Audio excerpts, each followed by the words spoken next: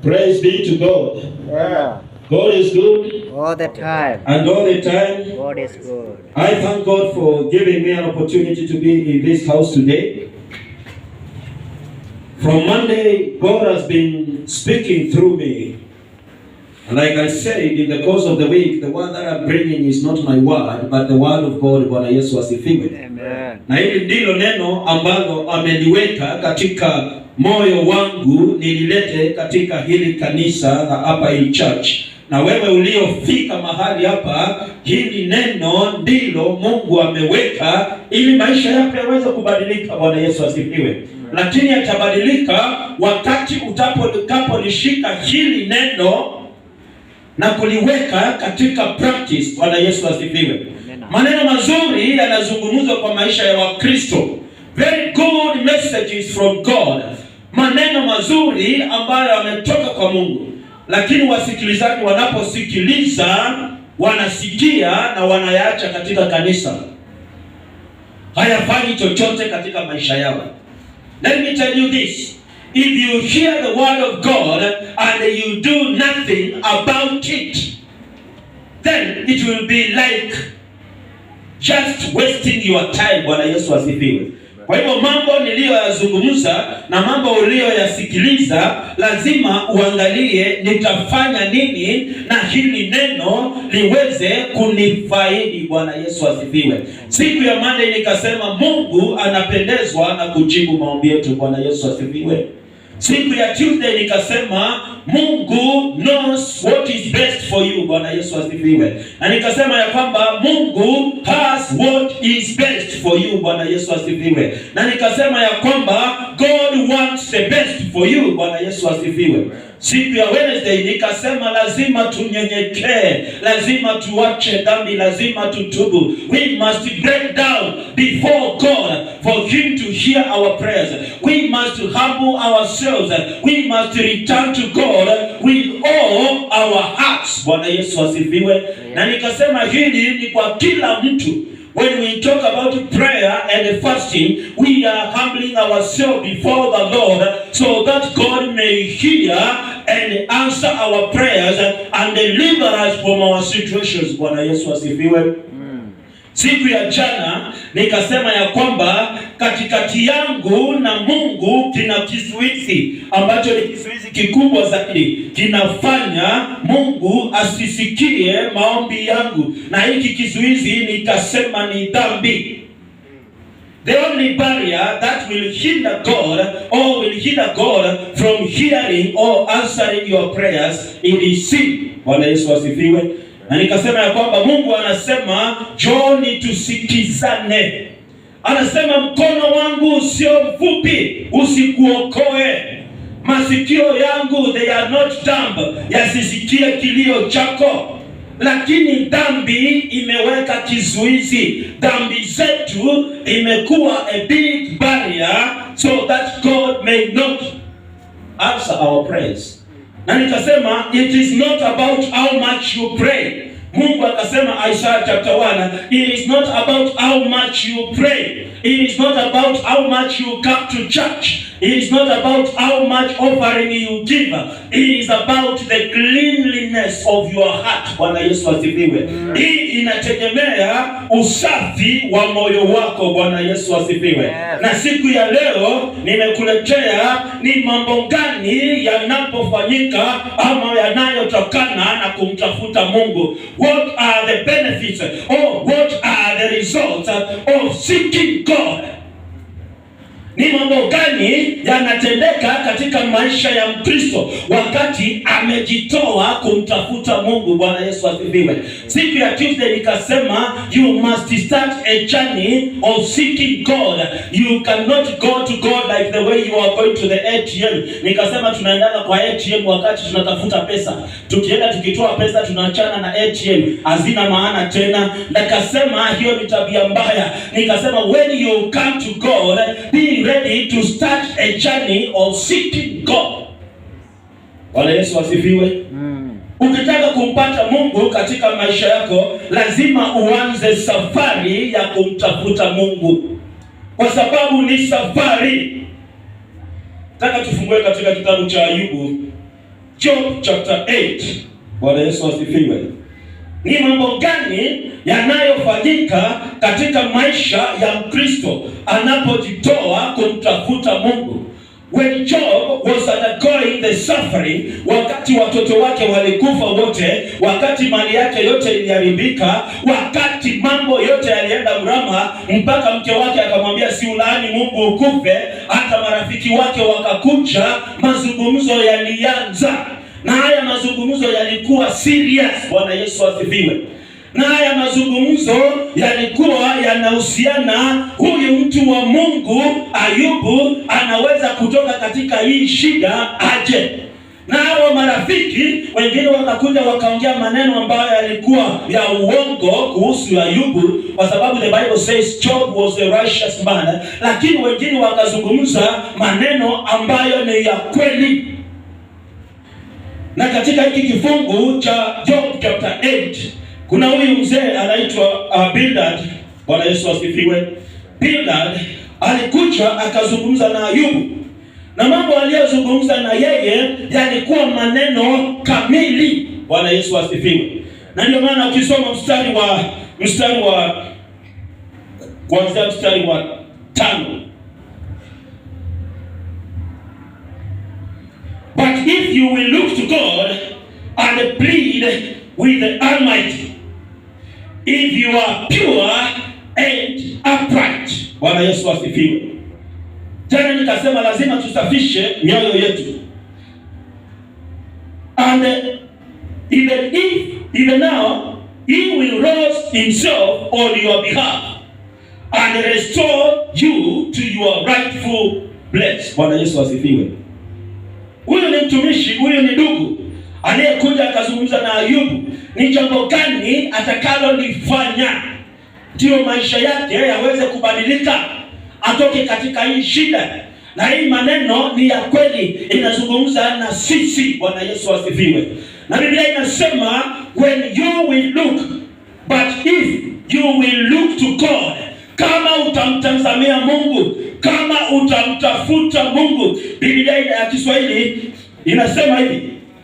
Biblia ya Kiswahili inasema hivi: wewe ukimtafuta Mungu kwa bidii. Jamani, Mungu utafuta kwa bidii. Ayubu anaambiwa kama mtafuta Mungu kwa bidii. Now, this is not the mere Christianity we talk about.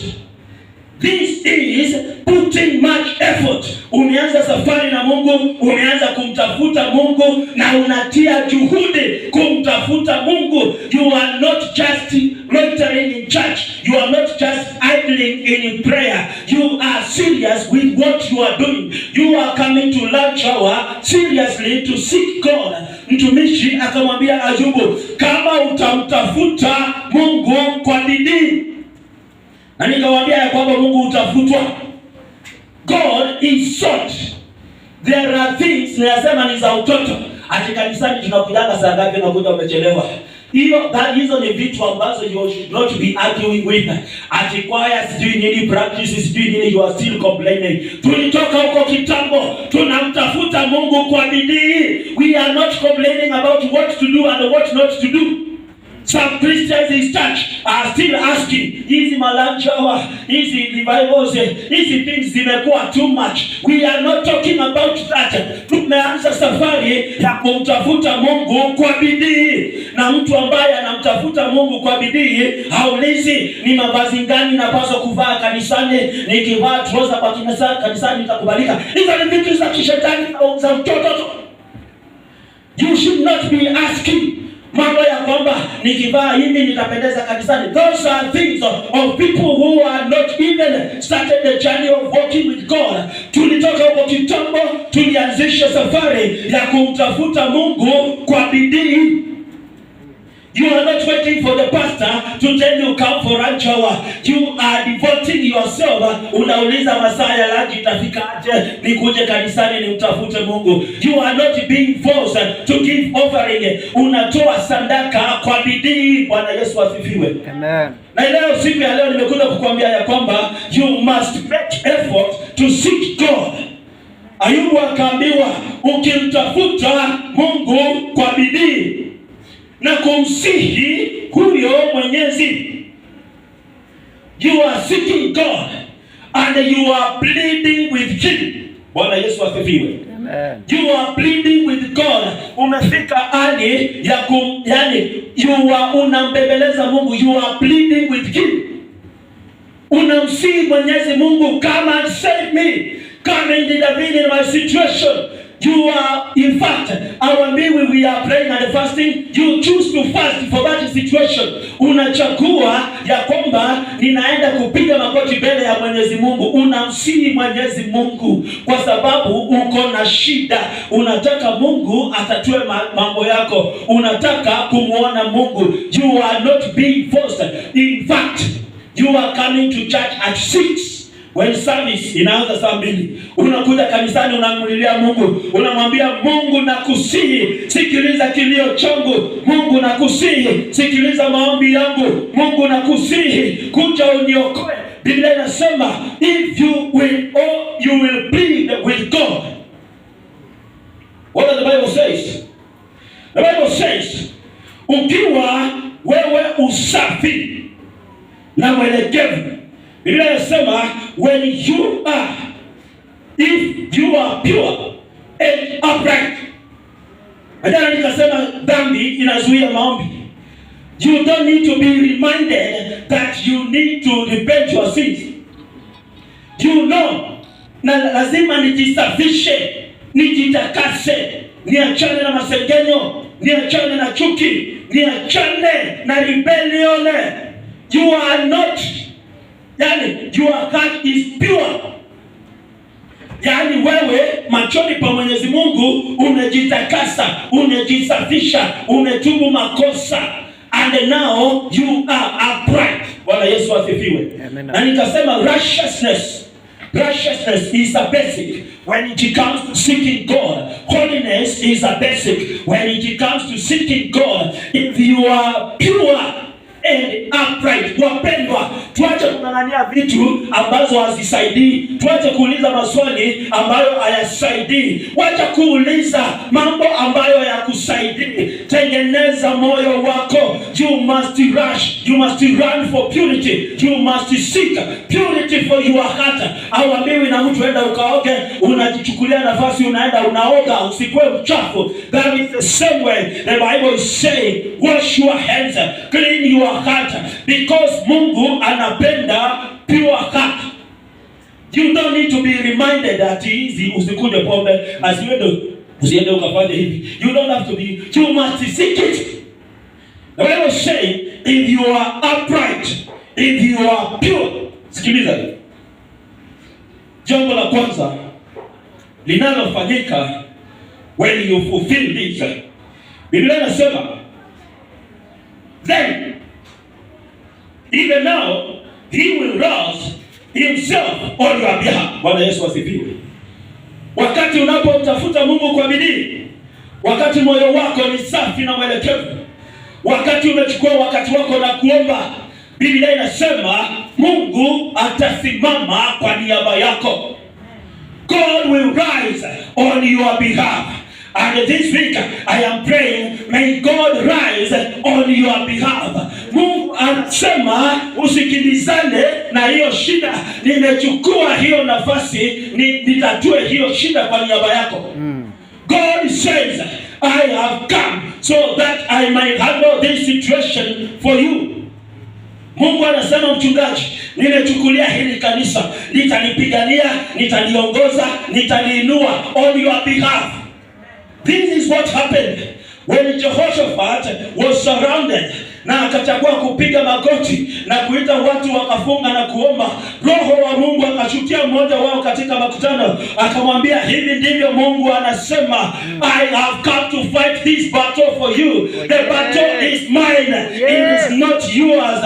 I am telling you, when you plead with your Almighty God, Mungu atachukua hiyo nafasi na kupigana hizi vita kwa niaba yako. Mungu anachukulia, anasema, it is not you again to fight. It is not you again to fight your enemies. It is not you again to put the heavens. It is me to fight for you. And when you seek God, Mungu anasema hii shida nimechukulia. And the job is being told, when you are pure and right, when you seek God, God stands in for you. He will rise on your behalf. Jehoshaphat akaambiwa, siku ya kesho mwamuke tu mwende, lakini hizi vita ni vyangu. The battle becomes the Lord, not your battle. You don't push yourself to fight it. God says, I will fight for you. Wakati Esther na Mordekai na wana wa Israeli walikuwa wamepanga kuuawa na Amani na hao watu huko, Esther akaambia Mordekai, ambia wana wa Israeli wafunge na kuomba. Walipofunga na kuomba, Mungu akachukulia mfalme akakosa usingizi. Bwana Yesu asifiwe. Mfalme akakosa usingizi. Now it is not Esther, it is not Mordekai, it is God working on behalf of the Israelites. Mfalme akakosa usingizi, akasema leteni vitabu visomwe. Whatever happened there was God in charge. And Aman, at the end of the story, Aman aliuliwa. It was not the work of Mordecai, it was not Esther. God did it for the Israelites. Bwana Yesu asifiwe. Wakati unapomtafuta Mungu, Mungu anachukua mambo yako. Anasema now I am the driver of your issues. And therefore, the Bible says, God will rise on your behalf. May God rise on your behalf. May God fight your battles. May God solve your problems. May God rise on behalf of this church, of our church. May God bless this church. May God fight your battles. May God take over. May God take over your issues. Bwana Yesu asifiwe. The Bible says, God will rise on your behalf and restore you to your rightful place. Jambo la pili linalotendeka wakati unapomlilia Mungu, Mungu akichukua usukani wa maisha yako, He restores you to your rightful place. Na in the week nikasema, labda you are in the wrong marriage, labda you are in the wrong job, labda you are in the wrong situation, and that is the fact. God takes charge. Anakutoa katika shida yako, anakuinua, anakupeleka mahali maisha yako inapaswa kuwa. The Bible says God will restore you to your rightful place. Unang'ang'ana na maisha siku hizi, kibarua pande hii, kibarua pande hii, haufanikiwi. Biblia inasema God will restore you to your rightful place. May God restore you to your rightful place. May God restore you to a rightful situation. Anasema God will restore you to your rightful place. I don't know whether you understand this. Sielewi kama unaelewa na hii. Mungu atakurejesha mahali alikuumba ukuwe. Your life becomes meaningful. Katika kitabu cha Joel anasema I will repay you for the years the locusts have eaten. Na Biblia inasema I will give you plenty to eat. God created you for great things. Na inasema you will praise my name. Na inasema never again will my people be ashamed. Biblia inasema God did not create you to struggle. I said God has a good plan. He has a purpose for your life. God will take you back to His purpose for your life. Oh yes. God will restore all that was destroyed from your life by the evil one. Mungu atarejesha vitu vyote vilivyoharibiwa na yule mwovu. Bwana Yesu asifiwe. Miaka yote iliyoharibiwa, mambo ambayo unang'ang'ana nayo, Mungu anakuambia hapa si mahali pako, na kukuchukua na kupeleka mahali pako. Bwana Yesu asifiwe.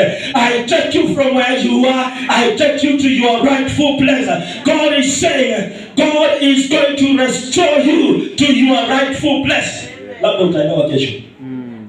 Bwana Yesu asifiwe. Amen. Jambo la pili, when you cry to God, He takes you from the situation you are in. He takes you to your rightful situation. Bwana Yesu asifiwe. Anakuchukua na kuweka katika level ile. Sikiliza ya tatu. Your beginnings will seem humble, so prosperous will your future be. Bwana Yesu asifiwe. God takes you from your humble beginnings and your humble situation or your humble status, and He takes you to a prosperous status. Bwana Yesu asifiwe. Mungu anakutoa katika umasikini, anakutoa maisha ya chini ya Mathare area 4, anakutoa katika hali yako ya uchache, anakupeleka katika hali ya wingi. Kama if I can understand it well, God will take you from your humble beginnings and He will lift you to no limit. Mchungaji, kanisa la hapa hili church, your beginnings may seem humble. Katika kanyumba kama bati kaliko katika kando ya barabara. The Bible says, do not despise humble beginnings. The Bible says your beginnings will be humble. Your beginnings will be humble. Yani watu wakikuona hawakuheshimu, hauna chochote wa kuwapea, unaonekana hivi hivi. Onesimus ministry yako inaonekana humble. Your beginnings seems humble. So prosperous will your future be. Bwana Yesu asifiwe. Yani unaonekana tu unakuja lunch hour, hauna kagari, hauna kanyumba mzuri, unaonekana tu unakuja lunch hour. Your beginnings seem humble, but so prosperous will your future be. Wakati wa Tuesday nilisema, God says I have no plans to harm you, but plans to prosper you and your status. Your future is about prosperity. Even though today you are struggling, even though today you are suffering, God, I am saying, He's saying, I am prospering you. The Bible says, who is the man that fears the Lord?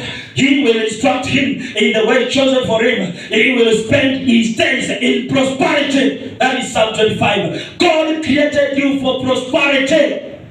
Usianze kujihurumia. Usianze kujihurumia, unajua mimi ni mchache, sina pesa, pesa zako ziko. God says, I will take you to a land where there is money, where there is milk and honey. God is saying, I'm lifting you kutoka umasikini na kupea utajiri na kuinua ukae na wakuu uweze kurithi kiti cha utukufu. Bwana Yesu asifiwe. You are going to inherit the blessings of God. Though your beginning is humble, God is saying, I am lifting you to a prosperous future. I wish you understand this.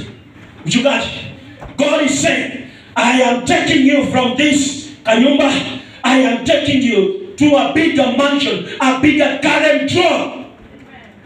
I wish you get this. That Mungu anasema hapa in church, your beginning seems humble. I am taking you to greatness. From this kanyumba, unajipata in a congregation worthy thousands, ministering to millions. Your beginnings will seem humble. So prosperous will your future be. When you seek God, what happened to Mordecai?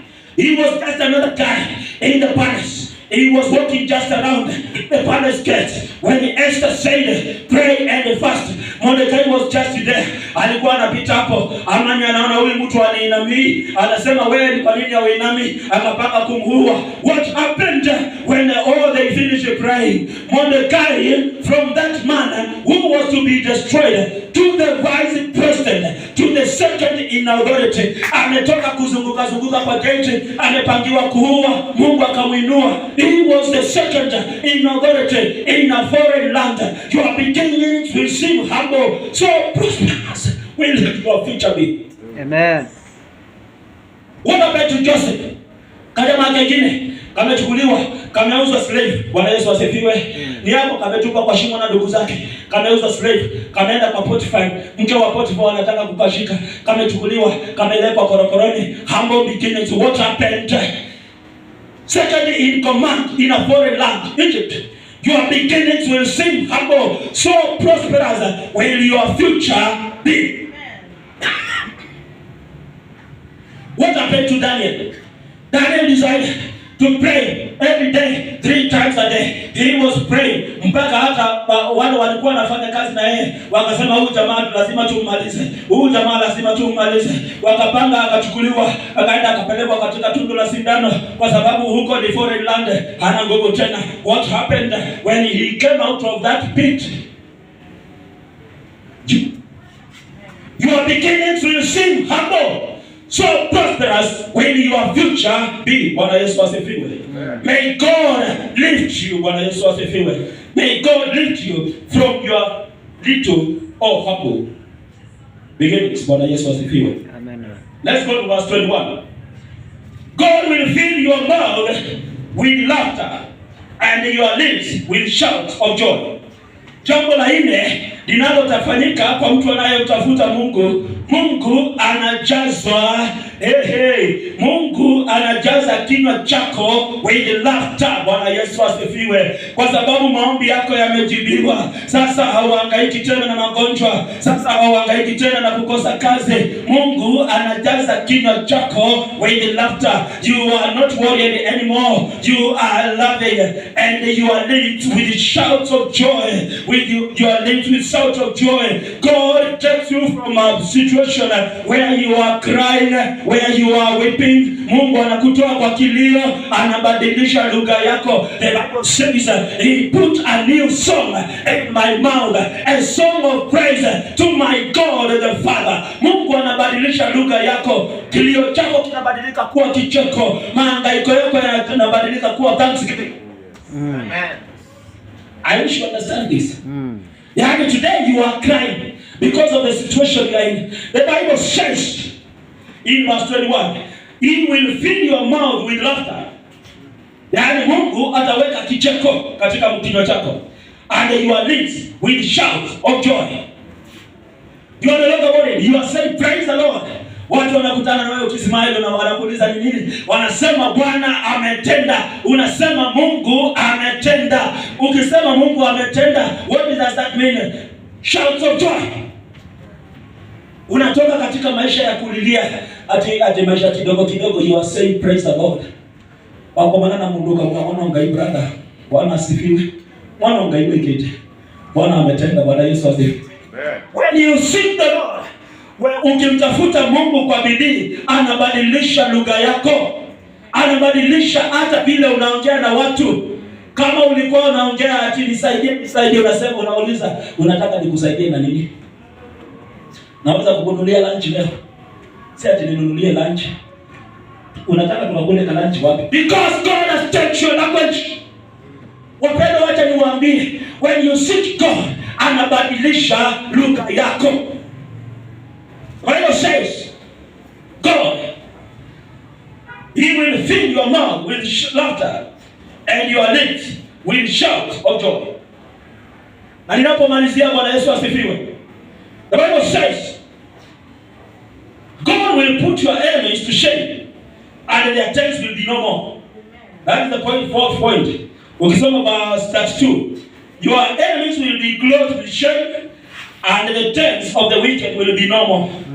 Wale watu walikuwa wanakusumbua, zile shida ulikuwa unapambana nazo, God will put your enemies, wale watu walikuwa wanakuhangaisha, maadui zako, those people who have been fighting for you, those people who have been challenging you, those people ambao wamekupendea mabasa, God says they will be put to shame, na ni Mungu atawaweka katika hali ya aibu, na makao yao they will be destroyed, there will be no more. What happened when Mordecai and Esther, when they cried to God, God put Haman to shame. He was angry. And those who saw that these people are to be destroyed, wakaanza kuogopa. They never tried it again. What happened to Jehoshaphat and the Israelites, to the Moabites and the Hittites and whatever, the Moabites and the Meunites, wale walitaka kupiga akina Jehoshaphat. The Bible says they fought one another. Walipigana wao wenyewe kwa wenyewe, wakamalizana. Imagine mzee umepanga kupiga maisha yangu na mzee umepanga kunipinga. Alafu nyinyi wenyewe nikisimama hapa mnaanza kupigana wenyewe kwa wenyewe, mnamalizana. God says your enemies will be put to shame. Ni Mungu atawatia aibu and he will destroy them for good. Alimaliza the Moabites, the Meunites, wote walimalizika. And the Bible says Jehoshaphat had peace for a long time. The Moabites and the Ammonites, they did not rise again to fight these people of Israel. I am telling you today, when you seek God, God is going to put your enemies into shame, and He is going to destroy their tents for good. They will never rise again against you once more. The Bible says, trouble shall not come a second time. Watakuwa wanakuangalia. The Bible says in Psalm 40. Wacha tusome Psalm 40. Chungaji soma Psalm 40. Soma Psalm 40. Psalm 40 verse 3. Nasema verse 3 nasema he put a new song in the mouth, a hymn of praise to our God. Men will see and fear and put their trust in the Lord. Men will see and fear and put their trust in God. Wakati Mungu amebadilisha mambo yako, wakati Mungu ameponya maisha yako, wakati Mungu ameponya ndoa yako, wakati Mungu ameponya fedha zako, wakati Mungu ameinua maisha yako, many will see and fear, including your enemies. Wataangalia na wataogopa. They will see and fear and they will praise God. Wanasema surely this guy has God. Psalm 60. Amalizia, Bwana Yesu asifiwe. Isaiah chapter 60. The Bible says in the book of Isaiah chapter 60, ninapomalizia, I want to get you serious, to get this serious, because this is what happens to those who trust the Lord and those who seek the Lord. And verse 9, 61 and verse 9, the Bible says, their descendants will be known among the nations, and their offsprings among the peoples. All who see them will acknowledge that they are a people that the Lord has blessed. Yaani wakati Mungu amesikia kilio chako, wakati Mungu ameamua sasa, it is the time for you to be favored. The Bible says that watoto wako na your descendants will be known among the nations. Na wale wote watakuangalia, wale wote watakuona, watasema Mzee Josephat is somebody whom the Lord has blessed. This Church of Power Church will be known worldwide. Wa members wa hili kanisa wakionekana, Biblia inasema they will be known worldwide. Wale watakaoangalia hili kanisa la hapa hili church watasema indeed this is a church that the Lord has blessed. Pigia Bwana Yesu makofi. Amen. Yani wale watakaoangalia hapa hili church, they shall say indeed this is a church that God has blessed. And therefore, wakati tunapotafuta Mungu kwa bidii, hayo ndio mambo yanayotendeka. May God do this to your life. Bwana Yesu asifiwe. Amen. May God answer your prayers. May God rise to fight your battles. Oh, yes. May God restore you to your rightful place. May God lift you from humble beginnings to greater heights. Oh, yes. May God fight your enemies and put them to shame. When people see you, may God be seen in your life. May God be seen in this church. May God be seen at your workplace. May God be seen in your life. And that is the power and the benefits of seeking the Lord. Karibu mchungaji.